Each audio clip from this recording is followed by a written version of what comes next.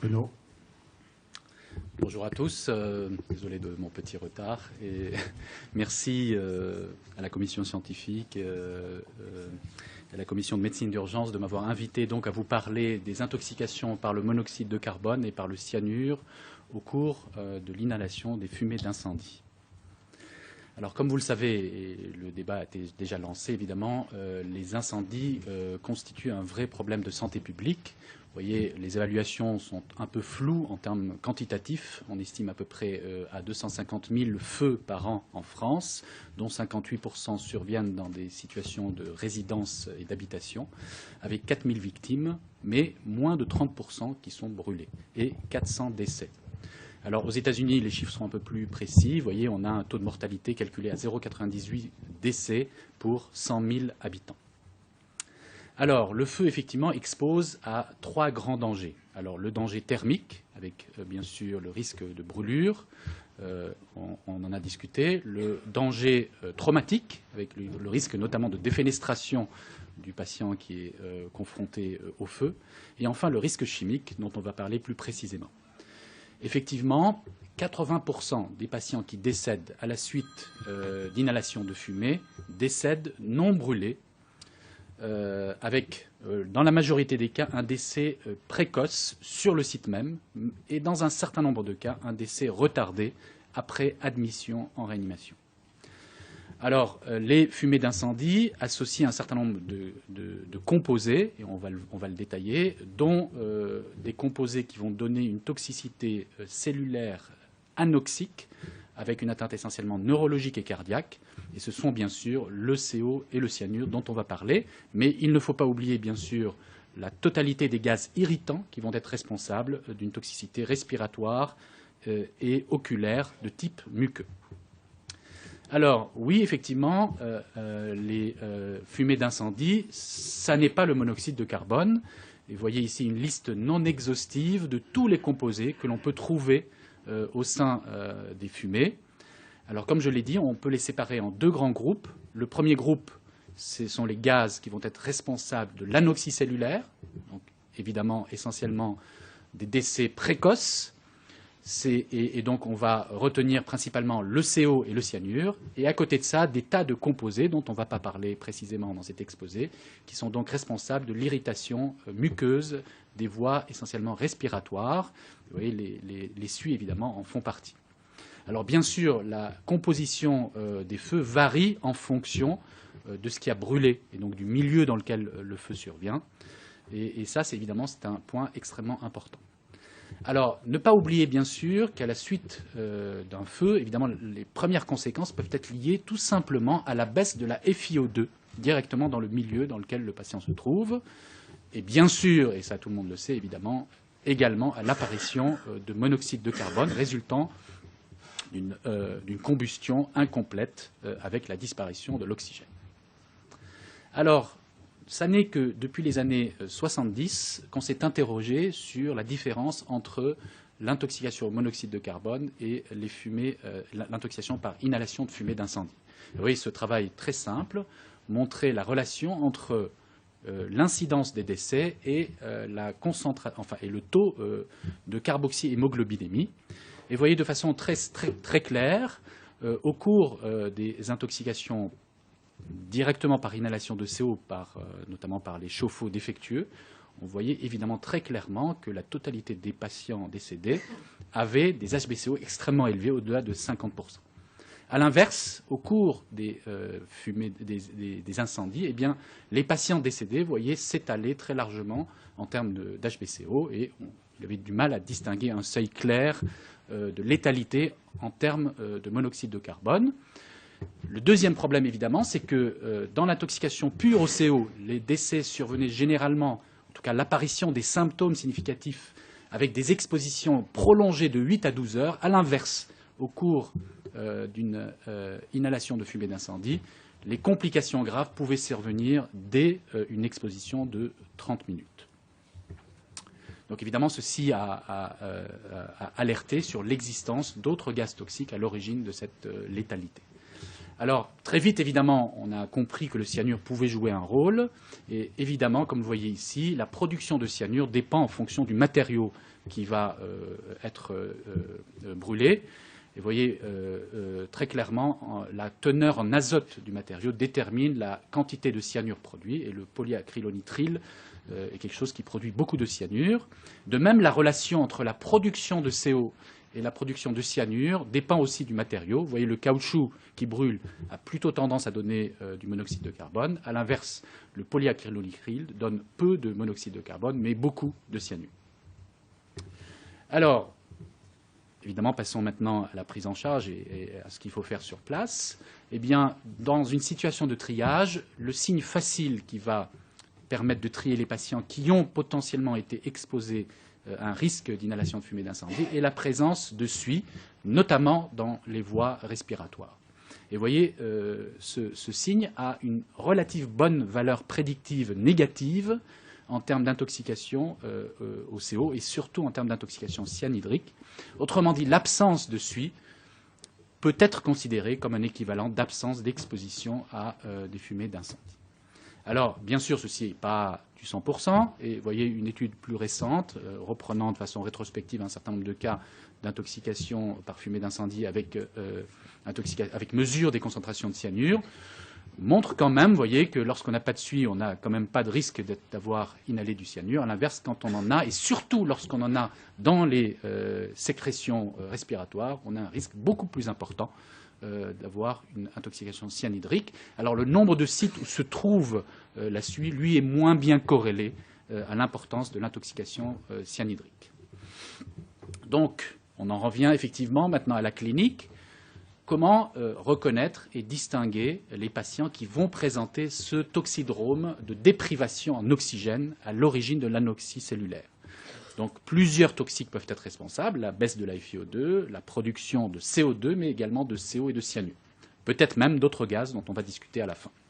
Bien sûr, ce toxydrome va essentiellement se manifester par des signes neurologiques, cardiovasculaires et métaboliques. Alors, le CO, tout le monde en connaît la physiopathologie. Évidemment, il va occuper l'hémoglobine avec une bien meilleure affinité que l'oxygène, 240 fois mieux. Il va déplacer la courbe de dissociation de l'oxyhémoglobinémie, mettant en jeu l'oxygénation tissulaire. Mais aussi, et ça c'est un point important, le CO peut se fixer sur un certain nombre d'enzymes intracellulaires, des cytochromes, et notamment au niveau de neurones. Et ceci est à l'origine du syndrome post-intervallaire. Il va s'exprimer évidemment par une dysfonction mitochondriale. Alors, un point important évidemment, c'est quels sont les signes cliniques que l'on doit attribuer directement au monoxyde de carbone chez un patient intoxiqué par les fumées. Alors, comme vous le voyez, pour cela, on se reporte aux séries décrivant les patients intoxiqués uniquement par le monoxyde de carbone. Et donc, ce travail effectué dans notre service vous montre très clairement que, quelle que soit la concentration de monoxyde de carbone, même dans les cas les plus graves, eh bien, il n'existe pas de modification significative de la pression artérielle, de la fréquence cardiaque, de la fréquence respiratoire, et uniquement une très faible élévation des lactates. Donc évidemment, toute perturbation de ces signes vitaux et toute élévation majeure des lactates ne pourrait s'expliquer, sauf chez un sujet pré-mortem, par l'intoxication au monoxyde de carbone. Alors, puisque la question a été posée tout à l'heure, il n'existe pas en plus de corrélation stricte entre la gravité des brûlures, notamment la gravité de l'inhalation de fumée irritante, avec l'importance de l'intoxication au monoxyde de carbone. Alors, on n'a pas de données humaines, mais ce sont des données expérimentales. Alors, deuxième grand toxique, c'est le cyanure. Donc, lui qui a une affinité toute particulière au cytochrome oxydase mitochondriale, et donc il va découpler la phosphorylation oxydative, empêchant la cellule d'effectuer une glycolyse aérobie. Et donc, évidemment, on va avoir une montée très importante des lactates. On estime que le cyanure compte pour à peu près 87% des décès observés à la suite d'inhalation de fumée. Alors, un point important est que les circonstances dans lesquelles le patient va être exposé au cyanure vont favoriser la distribution du cyanure vers le cerveau, et notamment l'acidose métabolique ou l'acidose respiratoire qui peut survenir chez ces patients, augmente dans ce modèle expérimental la distribution intracérébrale de cyanure et donc sa toxicité. Alors, existe-t-il une corrélation entre l'importance de l'intoxication au CO et l'importance de l'intoxication au cyanure? On va dire oui, il en existe une certaine, elle n'est pas franche, comme vous le voyez dans ces 3 études, l'étude du professeur Beau plus historique dans les années 90, et puis 2 études plus récentes. Oui, il existe une certaine corrélation, donc évidemment, lorsqu'on est intoxiqué gravement au CO, on l'est très probablement au cyanure, mais la corrélation n'est pas aussi stricte. Alors, quels sont les signes qui, cette fois-ci, vont laisser penser que le patient est intoxiqué au cyanure? Alors, tout d'abord, évidemment, de par sa physiopathologie, on va avoir des troubles neurologiques. Donc, un patient intoxiqué par le cyanure doit avoir, de façon stricte, au moins une anomalie neurologique, généralement le trouble de conscience. Vous voyez, là aussi, l'absence stricte de toute anomalie neurologique a une très bonne valeur prédictive négative d'une intoxication cyanhydrique associée. Deuxièmement, le cyanure, évidemment, agit très fortement sur l'hypoxie tissulaire et on va avoir une perturbation cardiaque, circulatoire, avec au maximum un arrêt cardiaque, et surtout une anomalie du mode respiratoire, qui peut être une polypnée, une apnée, une bradypnée, en tout cas un pattern respiratoire anormal. Et la présence d'une anomalie cardiovasculaire et ou respiratoire oriente très fortement vers une intoxication associée au cyanure. Ces 2 manifestations ne peuvent s'expliquer par le monoxyde de carbone, en dehors, comme je l'ai dit, d'un patient en situation de pré-mortem. Alors, un 3e élément extrêmement important, évidemment, c'est l'élévation des lactates. Alors, vous voyez ici une élévation des lactates de plus de 10 millimoles dans un lieu où le patient a été intoxiqué au cyanure, a été intoxiqué par les fumées d'incendie, est prédictif d'une intoxication cyanhydrique, c'est-à-dire d'une concentration de cyanure de plus de 40 micromoles par litre. Et vous voyez, lorsque la concentration de lactate est plus de 10, les patients sont intoxiqués au cyanure. Lorsque la concentration est inférieure à 10, les patients ne le sont pas. Donc c'est un marqueur très facile d'utilisation sur le site pour pouvoir déjà avoir une idée sur l'intoxication cyanhydrique. En effet, il existe un parallélisme entre l'importance de l'élévation des lactates et l'importance de la concentration cyanhydrique, même si évidemment on est tous d'accord, un certain nombre d'autres sources associées peuvent produire des lactates chez ces patients. Le choc peut être hypovolémique, les difficultés respiratoires, les convulsions, l'insuffisance hépatique, les catécholamines que vous auriez mis pour réanimer le patient, et tout autre éventuellement toxique qui peut induire une dysfonction mitochondriale. Il existe également un très bon parallélisme entre la toxicocinétique du cyanure, et donc son élimination, vous voyez, et l'élimination des lactates résultant de cette dysfonction mitochondriale. Et donc ce cas assez intéressant a été publié dans les années 90 chez un patient intoxiqué par le cyanure, mais ceci se retrouve de façon parallèle chez les patients ayant inhalé les fumées d'incendie. Et on peut aller encore plus loin, vous voyez, on peut tout à fait mettre en parallèle l'importance de l'élévation des lactates avec l'importance de la dysfonction mitochondriale. Vous voyez ce patient extrêmement intéressant, on a corrélé les lactates avec la concentration de cyanure, où on a obtenu un effet plateau, c'est-à-dire aux concentrations très élevées de lactates, on avait 100% de dysfonction des mitochondries. Vous voyez, celui-ci correspondait à un seuil de cyanure de 100 micromoles par litre, reconnu depuis longtemps par les médecins légistes comme le seuil de létalité attribuable au cyanure. A l'inverse, dans cette relation PKPD, on voit que le C50 du cyanure correspond à une concentration de 40 micromoles par litre, qui était le seuil reconnu là également de toxicité du cyanure, car comme vous le savez, tout le monde ici produit du cyanure, mais qui est, heureusement pour nous, rapidement métabolisé et éliminé. Alors, est-ce que tout ce que je viens de dire est validé dans des études rétrospectives plus ou moins? Vous voyez cette étude un peu plus récente qui montre effectivement qu'en comparant les patients en fonction de leur concentration cyanhydrique, eh bien, il y a de façon statistiquement significative une différence en termes de pattern de présentation respiratoire, de survenue des convulsions, de risque d'intubation et au niveau des gaz du sang, essentiellement une acidose métabolique plus importante. Voilà. Alors là aussi, dans ce travail, il y avait bien sûr une corrélation, on en a déjà parlé, entre le cyanure et le monoxyde de carbone, même si cette corrélation est relativement faible. Alors que faut-il faire sur le site? Alors, bien sûr, il faut prendre en charge d'abord les défaillances vitales, intuber le patient, et l'oxygène, évidemment, est le principal antidote de tous ces toxiques anoxiques cellulaires. Et donc, il faut intuber et ventiler le patient en 100% des FiO2. On a vu tout à l'heure les discussions concernant l'intubation. Alors, attention, évidemment, le saturomètre, la SPO2, n'est pas valide pour identifier les cas d'intoxication au monoxyde de carbone, sauf les saturomètres les plus récents qui peuvent mesurer des SPCO. Voilà, donc il faut bien sûr très rapidement effectuer un prélèvement sanguin sur le site en vue de mesurer l'HbCO et la concentration cyanhydrique et faire des gaz du sang et adapter évidemment la ventilation à ces résultats. Alors, quels sont les traitements plus spécifiques? Pour le monoxyde de carbone, on doit bien sûr effectuer une oxygénothérapie à 100% normobar pendant au moins 6 heures, la demi-vie d'élimination du CO en oxygène normobar étant de 60 minutes, donc il faut au moins 5 fois la demi-vie. Dans un certain nombre de cas, on peut discuter l'oxygénothérapie hyperbare, alors qui sera effectuée dans un centre spécialisé. On va principalement y adresser les patients avec troubles de conscience, coma, les enfants, les femmes enceintes.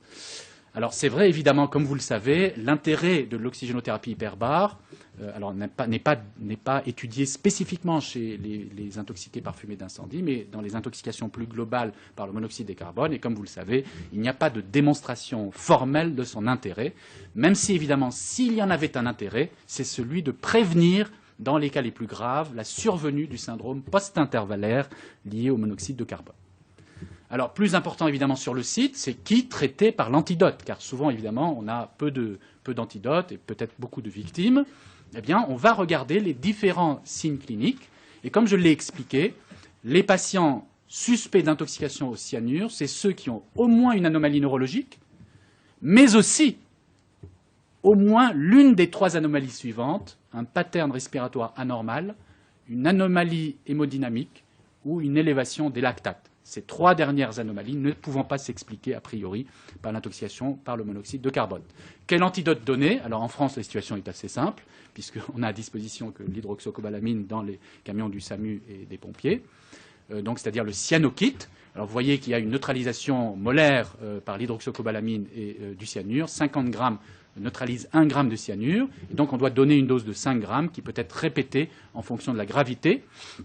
Il faut savoir que cet antidote peut passer la barrière hémato-encéphalique et que son inconvénient principal est une coloration rouge de la peau et des urines sans perturbation hémodynamique, voire une augmentation spécifique de la pression artérielle. Alors, il faut savoir que dans d'autres pays, l'hydroxocobalamine n'est pas du tout reconnue et donc les gens utilisent d'autres antidotes. Donc, voici les 3 grandes familles d'antidotes possibles du cyanure. Alors, évidemment, les agents qui forment la méthémoglobine paraissent totalement absurdes dans ce contexte d'hypoxie cellulaire. Pourtant, c'est ce qui est utilisé en première intention aux États-Unis. Les agents chélateurs comme l'EDTA dicobaltique, qui sont très puissants, extrêmement actifs, eh bien là, ont beaucoup d'effets secondaires et souvent chez des patients instables, c'est difficile d'utilisation. Et le thiosulfate de sodium, lui, agit de façon retardée. Donc en France, c'est simple, l'antidote de première ligne est l'hydroxocobalamine. Alors, on va dire, il y a pas mal d'études qui se sont intéressées aux effets de l'hydroxocobalamine. Vous voyez notamment cette étude ancienne faite dans notre service, évidemment, qui essayait de voir la quantité d'hydroxocobalamine à donner en cas d'intoxication cyanurique. Vous voyez, pour des concentrations qui vont jusqu'à 40 micromoles par litre, eh bien, 5 grammes suffisent largement pour neutraliser la totalité du cyanure. Au-delà, il se peut qu'il faille administrer un peu plus d'hydroxocobalamine. Par ailleurs, la cyanocobalamine, qui résulte donc de la fixation du cyanure par l'hydroxocobalamine, peut être mesurée dans les urines et elle correspond, si on somme la totalité de cyanocobalamine urinaire, à la totalité du stock de cyanure auquel a été exposé le patient. Vous voyez une relation là aussi relativement linéaire jusqu'à un cut-off de 40 micromoles par litre de cyanure, de cette relation entre cyanocobalamine et cyanure. Alors, y a-t-il des preuves de l'intérêt de l'hydroxocobalamine dans ces situations? Et vous voyez, et c'est pourquoi, évidemment, ce traitement est discuté dans la littérature, c'est que c'est basé sur des éléments de preuve relativement faibles. Alors, essentiellement des études expérimentales, vous voyez ici chez le chien, qui montrent qu'après traitement par hydroxocobalamine, eh bien, on améliore le pourcentage de survie des animaux, y compris immédiatement ou à distance. Cette étude, je l'ai mise parce qu'il y avait aussi une question tout à l'heure. Évidemment, l'hydroxocobalamine, son principal inconvénient, c'est qu'il doit être perfusé et non injecté par voie intraveineuse directe, comme pourrait l'être le DTA dicobaltique. Et donc, parfois, on a des problèmes d'accès veineux. Eh bien, vous voyez, cette étude, là aussi expérimentale, montre tout à fait que l'administration intraosseuse d'hydroxocobalamine a les mêmes effets en termes d'amélioration hémodynamique, de baisse du cyanure et des lactates que l'administration intraveineuse. Alors, et chez l'homme, y a-t-il des études d'intérêt? Oui, mais ce sont des études, on va dire, non contrôlées, bien sûr. Alors, voici l'étude probablement la plus importante sur le sujet, effectuée par Stephen Boron. Et vous voyez que l'administration d'hydroxocobalamine, d'abord, et ça c'est important évidemment, n'aggrave pas les patients en quoi que ce soit, augmente la pression artérielle même chez les patients non intoxiqués par le cyanure. Par contre, chez les patients intoxiqués par le cyanure, l'augmente de façon significative. Et vous voyez, il rapporte une survie dans sa série de 67%, qui est un taux relativement intéressant, mais il n'y a pas de contrôle d'efficacité possible de ce médicament. Alors, y a-t-il d'autres éléments de preuve? Oui, cette étude de Jean-Luc Fortin, vous voyez, qui rapporte l'expérience des sapeurs-pompiers de Paris de 8 ans d'utilisation d'hydroxocobalamine. Vous voyez, là aussi, le niveau de preuve est basé, vous voyez, sur l'évolution hémodynamique des patients après perfusion d'hydroxocobalamine et sur l'amélioration neurologique de ces patients. Mais là aussi, il n'y a pas de contrôle. Mais on peut penser que tous ces patients seraient probablement morts ou auraient eu des séquelles s'ils n'avaient pas été traités. Alors, peut-être plus intéressant, ce sont les effets sur les anomalies cardio-circulatoires de ces patients. Et vous voyez, il a rapporté dans un deuxième temps une deuxième série avec 61 patients ayant présenté un arrêt cardio-circulatoire. Alors bien sûr, 30 sont décédés, ils étaient réanimés de façon trop tardive. Mais un certain nombre d'entre eux, vous voyez 26, ont pu être amenés stabilisés et après récupération de leur arrêt cardiaque, après perfusion d'hydroxocobalamine. Et 5 de ces patients ayant effectué un arrêt, ayant été victimes d'un arrêt cardiaque sur le site de l'incendie, ont survécu. Donc, il n'est quand même pas négligeable. Bon, tous ces éléments sont on va dire, suggèrent l'intérêt potentiel de l'hydroxocobalamine, ce qui fait que l'EUSEM, en 2012, a recommandé dans un algorithme de prise en charge préhospitalière et hospitalière des intoxications par les fumées d'incendie, l'utilisation d'hydroxocobalamine en première intention et comme seul antidote possible. Alors, vous voyez, ils ont simplifié les choses, évidemment, parce que, comme je vous l'ai expliqué, le toxydrome cyanhydrique est très précis. Mais j'imagine qu'assis dans une salle ici, c'est facile de discuter autour du dossier. Mais sur place, c'est plus compliqué de savoir est-ce qu'il y a un état respiratoire anormal ou un état hémodynamique perturbé. Donc, eux, évidemment, recommandent l'administration d'hydroxocobalamine dès la présence d'un trouble neurologique sur l'état de conscience, qui a un Glasgow inférieur à 9, ou un Glasgow entre 10 et 13 et une anomalie des gaz du sang. Et à ce moment-là, on fait la collection de sang dont j'ai parlé tout à l'heure et on administre l'hydroxocobalamine. Puis on transfère le patient à l'hôpital et on le surveille. Si jamais le patient n'avait pas reçu d'hydroxocobalamine sur le site, on va monitorer les lactates. Et lorsque les lactates vont augmenter ou ils sont augmentés d'emblée et que le patient n'avait pas reçu d'hydroxocobalamine, on va le lui administrer dans une situation d'hospitalisation. Évidemment, n'oubliez pas que tous ces patients doivent être traités avec 100% d'oxygène. Alors, attention quand même, juste en un mot, les conséquences, et peut-être on va en parler tout à l'heure, de l'administration d'hydroxocobalamine sur un certain nombre de choses qu'on pourrait faire en réanimation après. Alors, tout d'abord, évidemment, il va y avoir une interférence avec les mesures d'HBCO, puisque vous voyez, évidemment, l'hydroxocobalamine absorbe également la lumière. Et vous voyez, en fonction de la quantité d'hydroxocobalamine reçue et donc sa concentration sanguine, on peut avoir une fausse élévation de l'HBCO qui peut gagner jusqu'à 10 points. Deuxième point, attention évidemment, en cas de dialyse, là aussi, il peut y avoir avec certains appareils, mais ça ce n'est pas constant, une alarme d'hémolyse qui se déclenche. Et vous voyez ici, alors je n'ai pas je n'ai pas de conflit d'intérêt, mais en fonction des marques de dialyseurs, eh bien, certains appareils ne pourront pas fonctionner car l'alarme hémolyse va se déclencher lorsque le patient va être hémodialysé. Alors, en 2 minutes, y a-t-il d'autres toxiques que le CO et le cyanure pour contribuer au décès? Alors, oui, puisqu'il y a des gens qui décèdent avec CO-cyanure peu élevé. Donc, ça peut être une synergie entre les deux gaz qui donne une anoxie cellulaire, mais ça peut être aussi d'autres gaz qui vont contribuer à cette hypoxie cellulaire. Et vous voyez ces travaux de Paul Wetto sur les gaz organiques volatiles. 33 composés ont été détectés de façon très significative chez les patients victimes d'incendie. Parmi eux, 15 sont associés au décès.